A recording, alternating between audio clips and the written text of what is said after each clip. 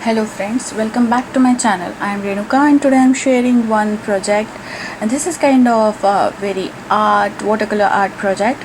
So for that I choose the watercolor paper. I put this paper on the chopping board, yeah, that's the thing here.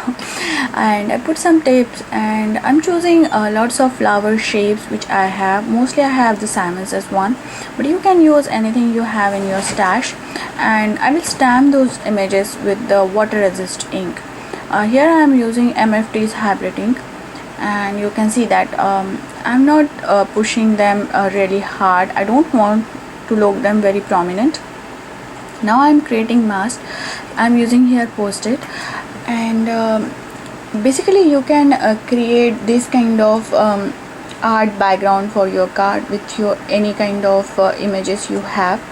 Here I'm using the flower one cause I want to create a flower background for this particular card. I'm using watercolor markers. These are Spectrum Aqua markers, and I'm putting those little bit color on the stamps directly. You can basically draw all the things and then color them, but these techniques are for those who don't want to draw the things, or they find it's a little bit hard to do something and still they want to achieve that handmade watercolor thing, which is kind of hand drawing, painting in a background. You don't have to create the card with this. You can create a big background like this and frame it like the artwork, and the possibilities are endless here. You can just create it and frame it, or you can make an art background, you can make general background, or you can make a scrapbook background with the same technique. Whenever you are doing, you should remember the what size you are doing. And I'm just adding a couple of flowers and using those masking tapes and moving around a little bit. I want some flowers like hidden behind the flowers, some leaves are upward, some are in background, so that kind of create more filler to this background image. Now basically you can give a light wash before you doing all this, like sky blue color or pale yellow color or any muddy color if you want to, and then do all this stamping. So you have little bit colors behind those white spaces here, but sometimes I really like to have little bit of white spaces, and then afterwards I decide that how I want to fill them, or watercolor will flow them into them. So I'm using these silver brushes. This is the new brushes I bought from Link, and those are really nice. I just want to experiment that how they're gonna look. Here I'm putting the watercolor. I'll link all the products in the description box, and you have their links also. So I'm just putting lots of water in my brush and then little bit of color, and there is kind of nothing right or wrong for doing these kind of techniques. Just go with the flow, do whatever you want to. Just don't be afraid to do the watercoloring. Believe me, this is the fabulous medium, and whenever you do whatever watercoloring, you feel that I'm still a beginner, I'm still a new for this thing, because every time you have the lots of new things to learn through your process. So now you can see that wherever I use the colored markers, their kind of pigments are moving, and it's giving really nice watercolor. Now I'm using here number 6 brush and putting those little bit leaf like marks by water already had in my brush.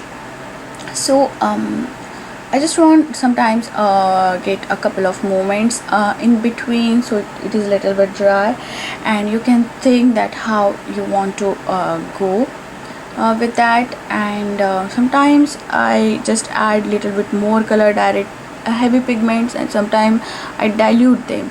So it's like just creative, just it's like a fun. You don't have to be perfect in this picture. It's like whatever you are coloring is the perfect thing you are going to do. So there is nothing mistakes, and all these things are like happy mistakes. Yeah. and I'm covering all those petals here by just using the nib brush and pressing it down on all the sides. And then I'm putting more and more water. I don't want to look those flower very prominent in shape, in color at this moment. I just want to fade up all the things so it will look more like hand sketch flower thing. But whenever you think that you have lots of colors or lots of water in your brush or your paper, you can dab that just with the paper towel and that will work for you. I suggest to took a nice heavyweight paper for this. I think I'm using Bristol Smooth white cardstock. You can use a Scanson XL paper too. Both gonna work really nice for this, and I really like the smooth texture of it because while stamping it will give a nice printed image. But for this technique, textured paper will gonna look more brighter and nicer and having their own properties. So I'm just adding more and more colors, and I have this, I think, Marvi color set which I put in the plate, and I'll show you in between that. And then I'm using my Zig Clean color markers, yeah, and I'm kind of roughly sketching out all those flowers, and then putting little bit of water. I'm not diluting everything at this moment. Now you can see I'm just roughly sketching it. What happened when I'm sketching this, if I have stamp in my background image, it's kind of helping me to shape up that flower. But if you don't have these stamps, you can just directly sketch out your images by referring some of the flower images you have, or you can go to the Pinterest and see.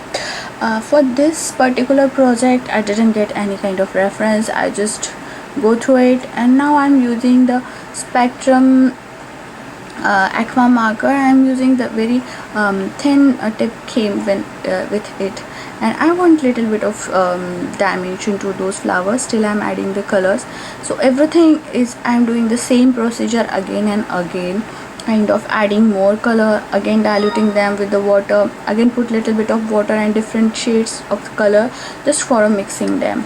You can do this technique with the Winkazella marker also to get more shimmer if it's at the final touch of your thing, and you can add little bit of more gold to it. I also decided to add these perfect pearl colors, and these are really inexpensive colors, and add little bit of gold to your flower. And watercolor can do its own magic here. I'm not putting much color. These are little transparent or translucent color, I think so, because when you put these colors on white paper, they will like white paper show through these colors.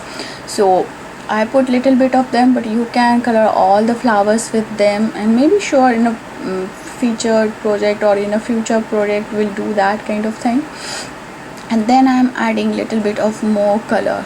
Now trick is here, when you have a little less shade of colors, you can mix two colors and get a new shade, or you can add a white or black color to your color, and you will get a different shade.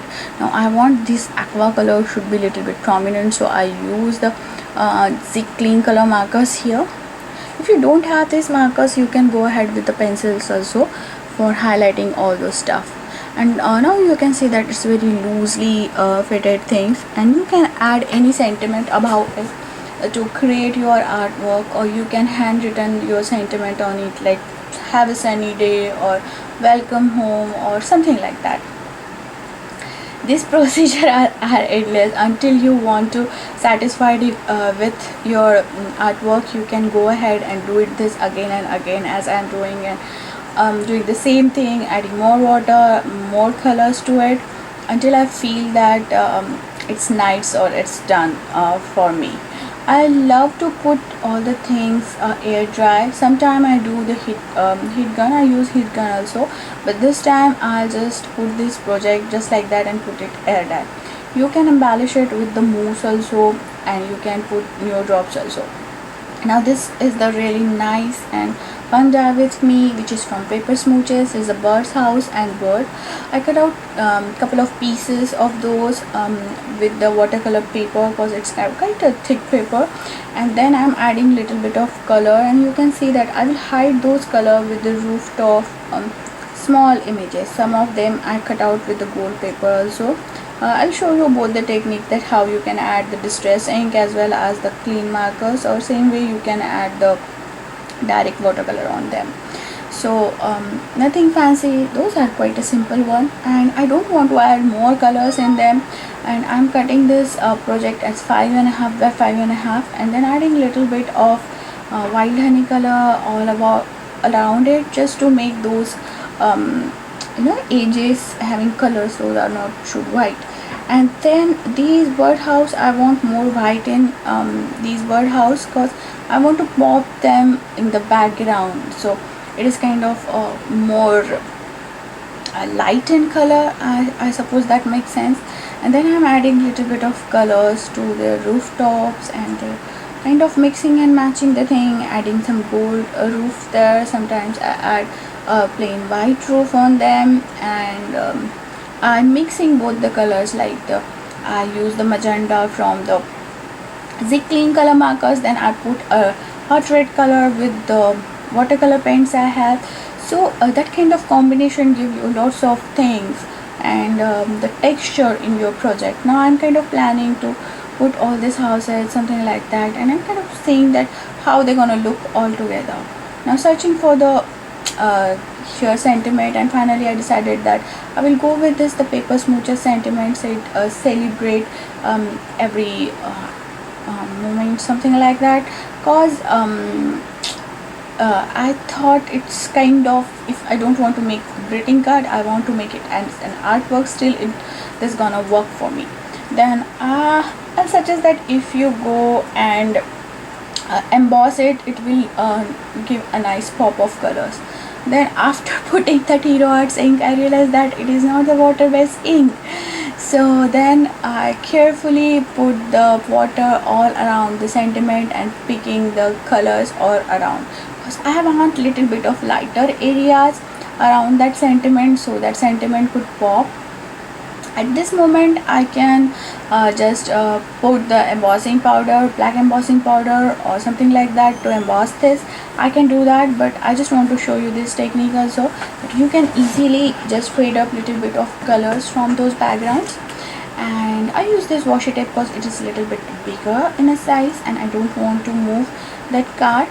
And then I will put all those bird houses again, kind of arranging them and putting those sticks, and then I'll put the birds also. So yeah, and then I'll put the small birds, and I'll add little bit of Prismacolor pen. Possibilities are endless. You can add more golden to it, you can add more embellishment like a sequence or stones or Nova drops, but yeah, I like the way it turns out, and these birds are white, so they kind of pop in real life. Then I will cut the excess all those sticks around that, and then I'm kind of planning to put all this stuff on the, first of all, on the brown color card base, which are already pre-made card bases.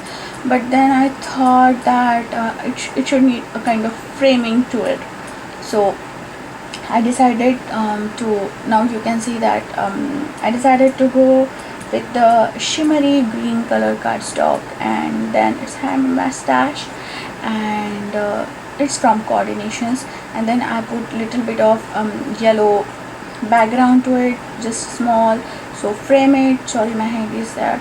And I just tried to line up the things, and then I cut out the things, and then it's kind of really small border there, and then I'll put the whole panel on the green shimmery cardstock. And now you can see that it is looking a really awesome thing. You can directly frame it, or you can make it a card like this.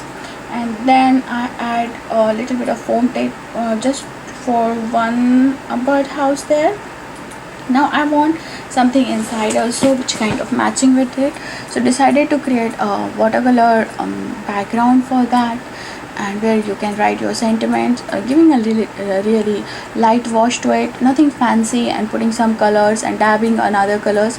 I just want it little bit lighter in color, so I will put lots of colors, but I will pick those colors with the help of the paper towel. But still we have to we can see those colors and those pop of colors here, and still you can write something on that, and it looks awesome and kind of matching thing. I use the leftover from the pieces I cut out for that bird cardstock, and this time my paper is wet, so the sellotape is not working properly, so I use the liquid glue here. That's another tip. And now I'm adding little bit of shimmer to those birds, and here I didn't write anything inside. I'll keep that in mind, just save for the like last minute touch, adding little bit of black color to the bird's eyes. And this completes card. You can add little bit of these pretty pink wash dewdrops here, and I complete inside by adding the small birdies and the small things there. I hope you liked today's project and you got some kind of inspiration. If you have any question, do ask me. I'll try to help you. And you can see all the supplies and list on my blog as well as my YouTube channel. You can follow me on Facebook, Pinterest and Instagram too. And if you like it, do subscribe to my channel, and until the next crafty project, have a crafty life. Bye bye.